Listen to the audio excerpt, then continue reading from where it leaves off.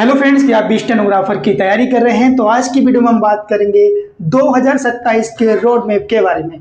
बिल्कुल बेसिक से बात करेंगे और एडवांस तक जाएंगे कि कैसे आपको तैयारी करनी है और कैसे आपको मॉक टेस्ट में अच्छा स्कोर करना है। बिल्कुल बेसिक से चलते हैं।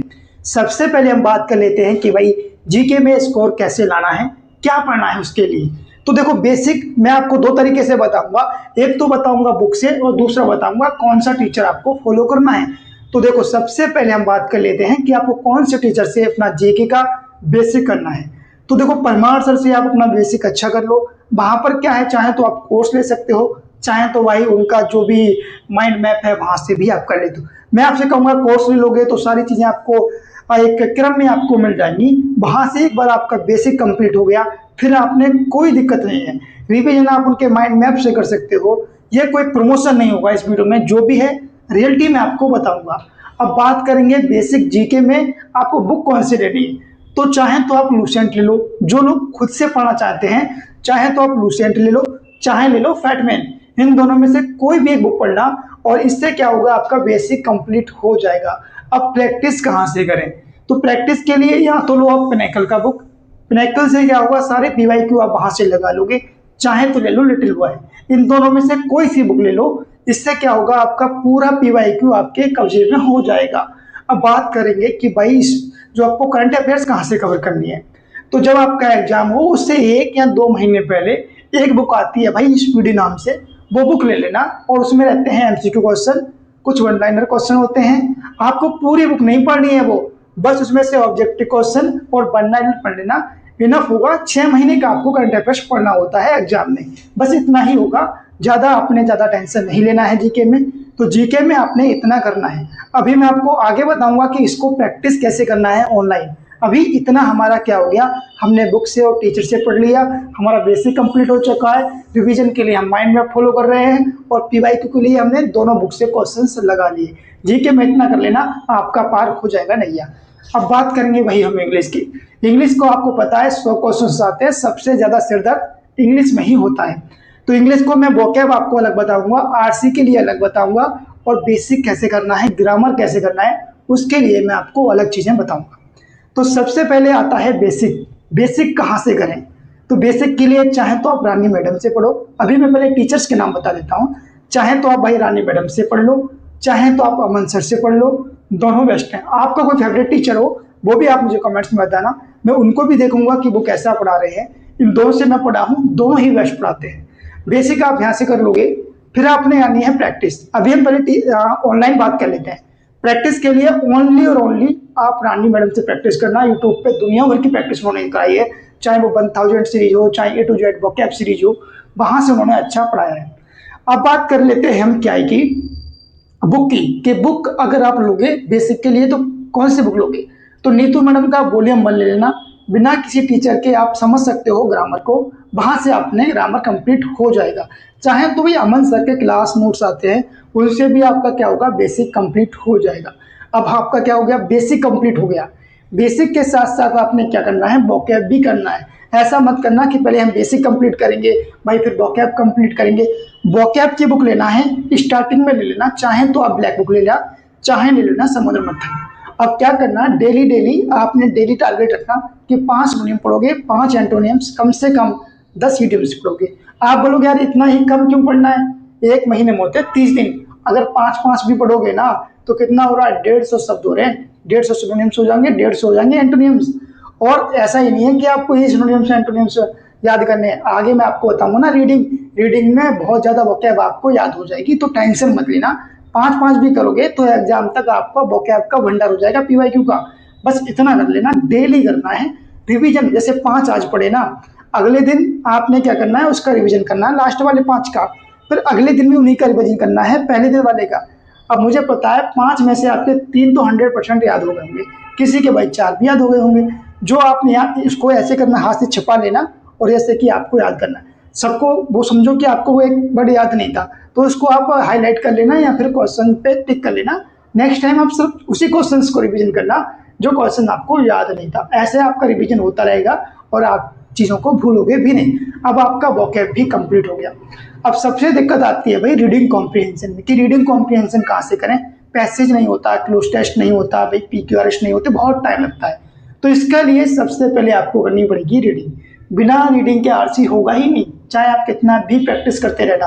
आपने क्या अंडरस्टैंडिंग डेवलप करनी पड़ेगी रीडिंग में। तो ऐसा मत करना, देखो जिसको बेसिक समझ नहीं है, आपने क्या है प्रेजेंट टेंस के बारे में पता ही नहीं है, पास्ट टेंस के बारे में पता ही नहीं, तो क्या खाकर आप रीडिंग करोगे। सबसे पहले जब आपका ग्रामर मजबूत हो जाए तो आप पहले स्टोरी बुक पढ़ना शुरू करना। स्टोरी बुक चाहे वो कक्षा 6 की पढ़ लेना, भाई 7 की पढ़ लेना, जो भी आपको इंटरेस्टिंग लगे ऐसी चीज पढ़ लेना। ऐसा ना हो स्टार्टिंग में ही आपने भाई द हिंदू का, बहुत सारे लोग होते हैं ना द हिंदू का एडिटोरियल पढ़ लेते हैं, कुछ घंटा समझ में नहीं आएगा आपको। सबसे पहले आपको स्टोरी बुक पढ़ना है, जब आपको समझने लगे इंग्लिश तब भाई आप न्यूज़पेपर पे जाना, ठीक। ऐसे आपका अंडरस्टैंडिंग डेवलप हो जाएगा इंग्लिश में। चाहो तो आप जो निमिषा मंसल मैडम है उनसे भी आप थोड़ा हेल्प ले सकते हो, वो भी वहाँ पर आपका रीडिंग अच्छी करा सकती हैं।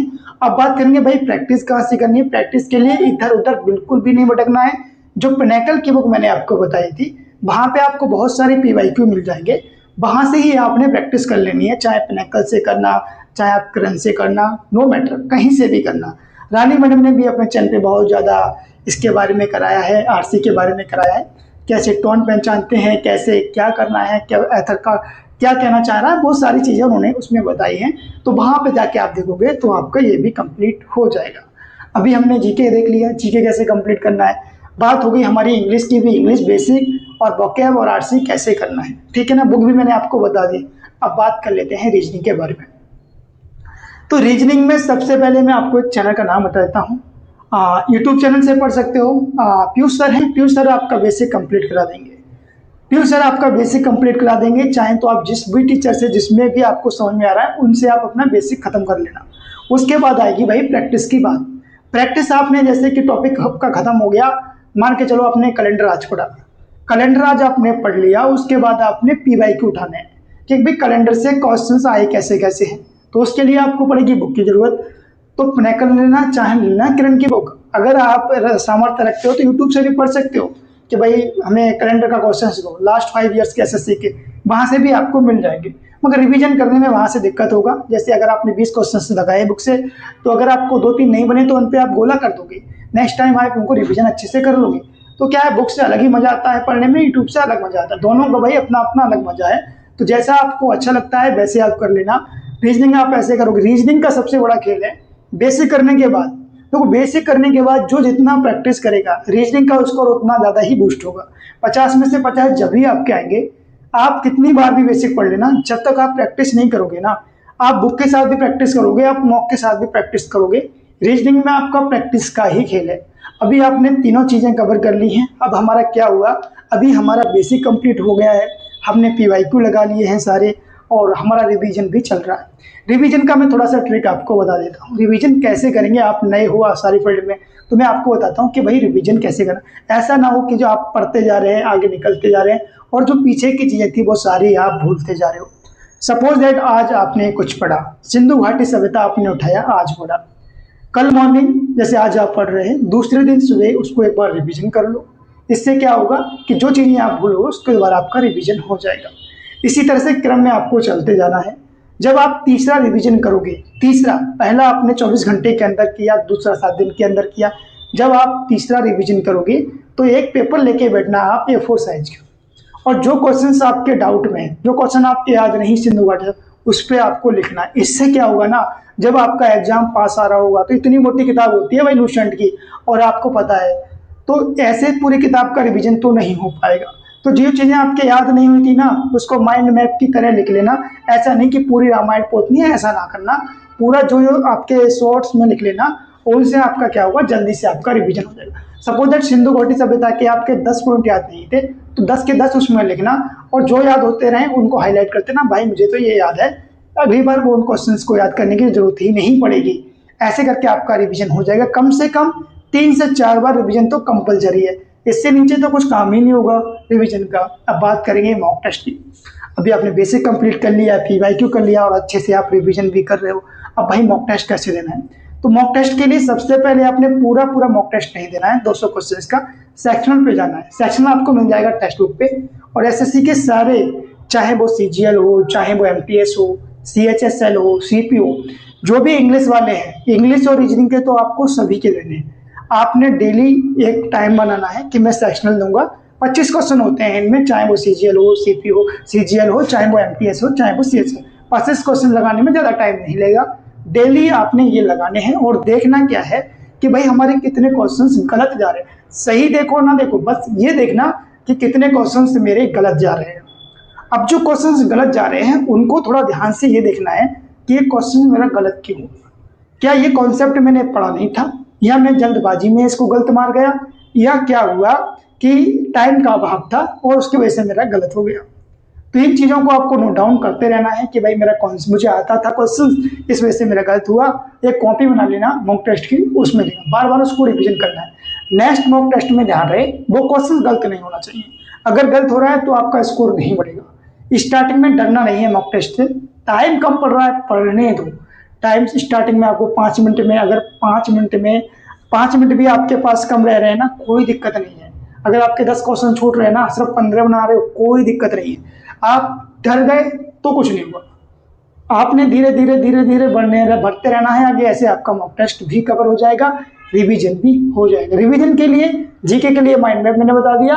वोकैब के लिए आपने सिर्फ पीवाईक्यू करना है, और इंग्लिश के बारे में भी हम सब ने बात कर लिया है, मॉक टेस्ट कैसे देना है। इन सारी चीज़ों को अगर आप फॉलो करोगे तो 100% 2027 तक आपकी तैयारी ऐसी हो जाएगी ना कि एग्जाम से पहले फुल कॉन्फिडेंस में रहोगे यार कि एग्जाम कैसा भी आ जाए, कोई भी एजेंसी करा ले, आपका 100% सिलेक्शन हो जाएगा। बस इन चीज़ों को ध्यान में रखना। 26 वालों के लिए भी मैंने यही बताया था पहले कि बेसिक कर लो तमीज से।